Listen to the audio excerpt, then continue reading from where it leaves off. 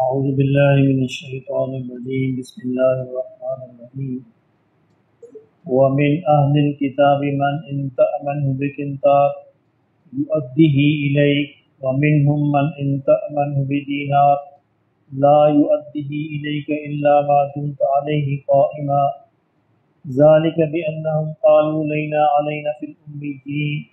علينا في الأميين سبيل ويقولون على الله الكذب وهم يعلمون بلى من أوفى بعهده واتقى فإن الله يحب المتقين إن الذين يشترون بعهد الله وإيمانهم ثمنا قليلا أولئك لا خلاق لهم في الآخرة ولا يكلمهم الله ولا ينظر إليهم يوم القيامة ولا يزكيهم ولهم عذاب أليم صدق اللہ العظیم۔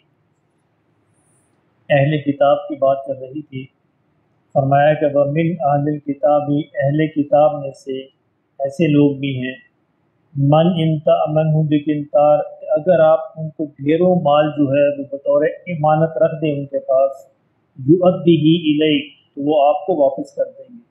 یعنی اہل کتاب میں اچھے لوگ بھی ہیں، امانت دار بھی ہیں، ایسے لوگ ہیں کہ اگر آپ ڈھیروں سونا چاندی ڈھیروں مال و دولت بھی اگر آپ ان کے پاس امانت کے لیے رکھوا دیں فرمایا وہ آپ کو واپس کر دیں گے۔ وَمِنْهُمْ مَنْ إِنْ تَأْمَنْهُ بِدِينَارٍ اور ان میں سے ایسے بھی ہیں کہ اگر آپ ان کو ایک دینار ایک روپیہ بھی بطور امانت دیں لا يُؤَدِّهِ إِلَيْكَ تو آپ کو واپس نہیں کریں گے إِلَّا مَا دُمْتَ عَلَيْهِ قَائِمًا جب تک کہ آپ ان کے سر پر سوار نہیں ہو جاتے۔ اب یہ آیت اس حوالے سے بڑی خوبصورت آیت ہے کہ آپ دیکھیں یہود و نصارہ کی اللہ رب العزت نے قرآن مجید میں کس قدر یعنی ان کے جو رذائل تھے، جو ان کے خامیاں تھی، نقائص تھے، جو ان کے مسائل تھے اللہ نے بیان فرمائے ہیں سارے، لیکن جو ان کے اندر خوبی تھی وہ بھی بیان فرمائی ہے۔ یعنی ان کے اندر ایک ایسا گروہ بھی ہے، ایسے امانت دار لوگ بھی ہیں کہ جو اگر ڈھیروں مال بھی آپ ان کو دے دیں تو وہ آپ کو واپس کر دیں گے۔ یعنی بجائے اپنے کفر پر ہونے کے باوجود ان کی جو خوبی تھی اللہ نے اس کو اپریشیٹ کیا ہے، اس کو بیان کیا ہے، اس کو بتایا ہے۔ اس سے یہ مسئلہ نکلتا ہے کہ ہمیں کافر کے اندر بھی اگر وہ خوبی ہے تو اس کو بیان کرنے میں شرمانا نہیں چاہیے، وہ بھی بیان کر دینی چاہیے۔ جو اصل ہے اصل ہے، خوبی ہے خوبی ہے، خامی ہے خامی ہے۔ اس بنا پر کسی کے نقص کو، خامی کو نہیں، خوبی کو نہیں چھپایا جائے گا کہ وہ کافر ہے یا وہ کسی حوالے سے وہ اس دین کو نہیں مانتا۔ اسی سے دوسرا سبب یہ نکلتا ہے کسی بھی پوری کی پوری قوم پر آپ کوئی فارمولہ نافذ نہیں کر سکتے۔ جسے ہم کہہ دیتے ہیں عام طور فلاں لوگ ایسے ہیں جی، فلاں لوگ ایسے ہیں جی، فلاں ایسے ہیں، یہ پنجابی ایسے ہوتے ہیں، یہ پٹھان ایسے ہوتے ہیں۔ نہیں، ہر قوم کے اندر اچھے بھی ہیں برے بھی ہیں۔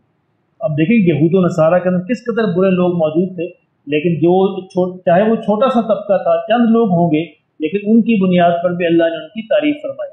اس لیے کسی قوم کی کسی بھی برائی کسی پوری قوم کی طرف منسوب نہیں کرنی چاہیے۔ جو اچھے لوگ ہیں وہ اچھے ہیں، انفرادی طور پر ہم کہہ سکتے ہیں، پوری قوم کو اچھا یا برا کہنے سے اجتناب کرنا چاہیے کیونکہ ان کے اچھے بھی ہو سکتے ہیں اور برے بھی۔ اللہ نے فرمایا کہ یہ جو ان کے اندر یہ ایسا گروہ جو ہے جو ایک دینار بھی ایک روپیہ بھی واپس نہیں کرتا، وہ کیوں نہیں کرتا؟ قالوا لیس علینا فی الامیین سبیل، فرمایا کہ وہ کہتے ہیں، ان کا نظریہ ہے کہ یہ جو امی ہیں یعنی مکہ کے جو قریشی ہیں، مکہ کے جو مشرک ہیں، ان کے بارے میں ہمارے اوپر کوئی الزام نہیں ہے، ہماری کوئی ذمہ داری نہیں ہے۔ یہ کیوں کہتے تھے؟ ان کے مولویوں نے، ان کے پادریوں نے ان کو یہ سکھایا ہوا تھا کہ اگر ایمانداری برتنی ہے، اگر اچھا معاملہ کرنا ہے، صرف بنی اسرائیل سے کرنا ہے۔ بنی اسرائیل کے علاوہ جتنی بھی قوم ہے ان کے ساتھ آپ سارے فراڈ کر سکتے ہیں، سارے دھوکے دے سکتے ہیں۔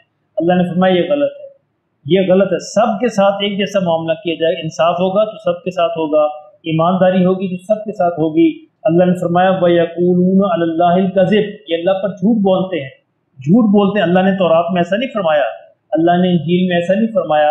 انہوں نے اپنے پاس سے یہ مسئلہ گھڑ لیا ہے کہ بنی اسرائیل کے ساتھ وہ اچھائی کی جائے گی اور بنی اسرائیل کے علاوہ جو ہے ان کے ساتھ اچھائی کی کوئی ضرورت نہیں۔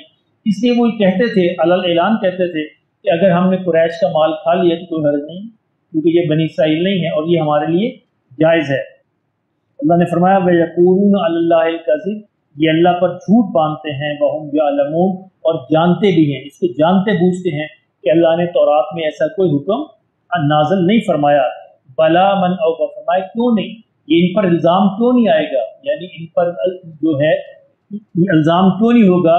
फरमाया कि मन औफा बिआहदी, जो अपने अहद को पूरा करे, वत्तका, और अल्लाह का तकवा इख्तियार करे, डरे, फ़इन्नल्लाह युहिब्बुल मुत्तकीन, अल्लाह को ऐसे लोग पसंद है, अल्लाह मोहब्बत करता है ऐसे लोगों से कि जो अपने अहदों को पूरा करने वाले हैं।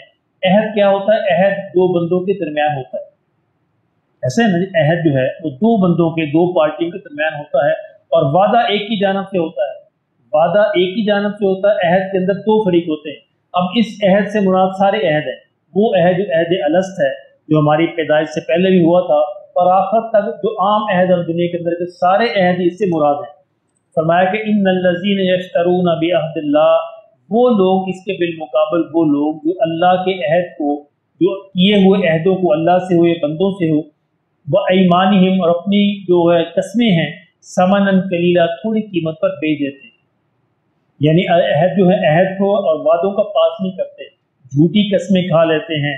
फरमाया उनके लिए फिर 5 अजाब होंगे, यानी झूठी कसम खा ले और अपने अहद को तोड़ दे।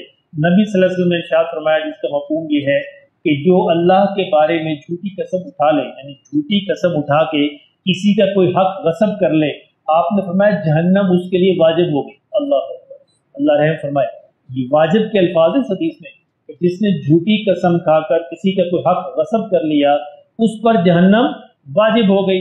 एक सहाबी ने कहा कि या रसूलुल्लाह सल्लल्लाहु अलैहि वसल्लम, अगर से थोड़ा सा माल, यानी अगर से कोई हकीर सी चीज हो, तो हुजूर ने फरमाया अगरचे दरख्त की टहनी हो, यानी इससे हकीर चीज क्या हो सकती है। फरमाया अगरचे दरख्त की मामूली सी टहनी क्यों ना हो, अगर उसने झूठी कसम खाकर गसब कर ली है तो जहन्नम उस पर वाजिब हो गई। अब अल्लाह ने फरमाया कि जो अपने अहदों को और अपनी झूठी कस्में खाते हैं उनको क्या अजाब होगा। उलाइका ला खलाक लहुम फिल आखिरह, पहला अजाब फरमाया आखिरत में उनका कोई हिस्सा नहीं होगा, यानी आखिरत में कोई हिस्सा ना होने से मुराद ये कि जन्नत में उनका कोई हिस्सा नहीं होगा। दूसरा, वला युकल्लिमुहुमुल्लाह, अल्लाह क़यामत के दिन उनसे बात भी नहीं करेगा, उनसे कलाम ही नहीं करेगा। ये भी जहन्नम की, यानी आखिरत की सजाओं में से एक सजा है। जब अरबहा अरब लोग, करोड़ों अरबों लोग वहां पे जमा होंगे, तो जिसकी तरफ अल्लाह नहीं कलाम करेगा, नहीं देखेगा, तो वो उसके लिए गोया के अजाब होगा। वला वला यंजुरु इलैहिम, अल्लाह उनके तीसरा अजाब, पहला अजाब के आखिरत में उनका कोई हिस्सा नहीं होगा, दूसरा अजाब कि अल्लाह उनसे कलाम भी नहीं करेगा। अब देखें ना, किसी बड़ी मजलिस में आप चले जाएं और मीर मजलिस जो है, सदर मजलिस जो है, वो आपसे कलाम ही ना करे, तो कितनी बेइज्जती होती है। इंसान पूरी मजलिस में कितनी अपनी बेइज्जती महसूस करता है, और अगर वो आपकी तरफ देखे भी ना, मुंह भी ना करे आपकी तरफ, तो और भी ज्यादा बेइज्जती महसूस होगी।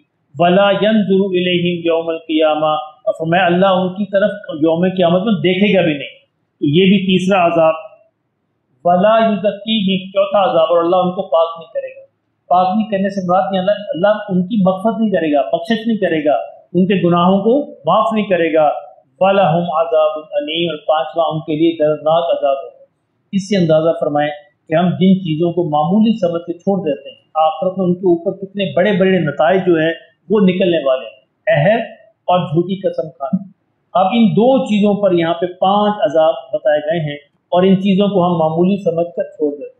अल्लाह हमें इसको समझ नसीब